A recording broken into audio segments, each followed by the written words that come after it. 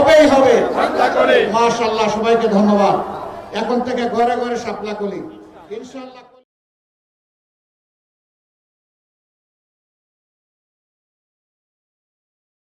কলি থাকবে না, 13 তারিখ শাপলাও ফুটবে ইনশাআল্লাহ।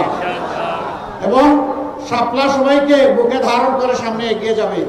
আমি এখানে জামাতে ইসলামী সহ সকল দলের 11 দলের যারা আছেন তাদের সকলকে বলবো, আমাদের কাছে একটা ভোট বড়ই দামি, একটা সিট বড়ই দামি।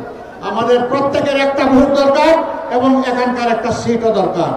এই ভোটগুলোকে শাপলার বাক্সে ঢুকানো পর্যন্ত এখন থেকে পাহারাদারি করবেন ইনশাআল্লাহ। কাউকে ছেড়ে দিবেন না।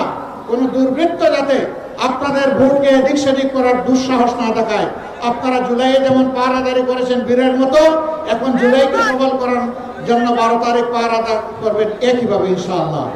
বোনেরা এখানে কষ্ট করে এসেছেন, মায়েরা এসেছেন, মেয়েরা এসেছেন, সবাইকে আমরা কৃতজ্ঞতা জানাই।